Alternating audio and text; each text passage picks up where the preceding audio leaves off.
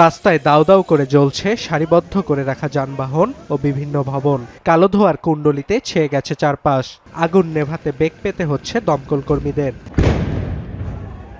মঙ্গলবার দিনভর বেলফাস্ট সহ উত্তর আয়ারল্যান্ডের একাধিক শহরে উত্তাল ছিল অভিবাসন বিরোধী বিক্ষোভে।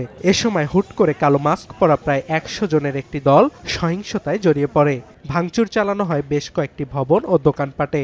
এক পর্যায়ে আগুন ধরিয়ে দেয়া হয় পুলিশের গাড়িসহ রাস্তায় দাঁড়িয়ে থাকা একাধিক যানবাহনে। পরে পুলিশ এসে পরিস্থিতি নিয়ন্ত্রণে আনে।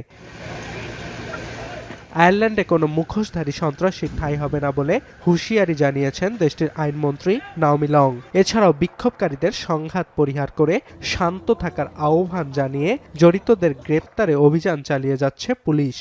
I understand that last night's attempted murder will leave people feeling a range of emotions from fear to anger. Our officers have a role to facilitate and accommodate peaceful protest. Everyone in Northern Ireland will, however, sadly remember the disorder which took place over the last 2 years. No one needs to see a repeat of this. This only causes damage to local communities. আর fire service বলছে মঙ্গলবার স্থানীয় সময় বিকেল পর্যন্ত Ireland জুড়ে ৬২টি অগ্নিসংযোগের খবর পাওয়া গেছে। এর মধ্যে শুধু বেলফাস্টে ২১টি আগুনের ঘটনা ঘটে। তবে গতকালের অগ্নিগর্ভ সংঘাতের নেপথ্যের কারণ সোমবারের একটি ছুরিকাঘাতের ঘটনা। সেদিন স্থানীয় সময় রাতে উত্তর বেলফাস্টের রাস্তায় একজন ব্যক্তিকে ধারালো ছুরি দিয়ে জখম করে ৩০ বছর বয়সী যুবক। পরে তাকে হাতে নাতে আটকের পর পুলিশের কাছে তুলে দেয় বিক্ষুব্ধ জনতা। এ ঘটনাকে ভয়াবহ ও মর্মান্তিক বলেছেন দেশটির রাজনীতিবিদরা, যা বাসিন্দাদের মধ্যে এক ধরনের আতঙ্ক তৈরি করেছে। Violence like this has no place in our community. And my thoughts are very much with the injured man, his loved ones, and everyone that's been affected by this horrific attack.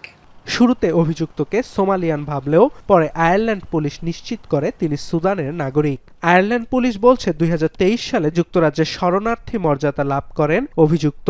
২০২৮ সাল পর্যন্ত তার যুক্তরাজ্যে থাকার মেয়াদ রয়েছে। বুধবার গ্রেপ্তারকৃতকে ছুরিকাঘাত ও প্রকাশ্যে অস্ত্র প্রদর্শন সহ একাধিক অভিযোগে আদালতে তোলা হবে। অর্ণব প্রসাদ, এখন বিশ্ব।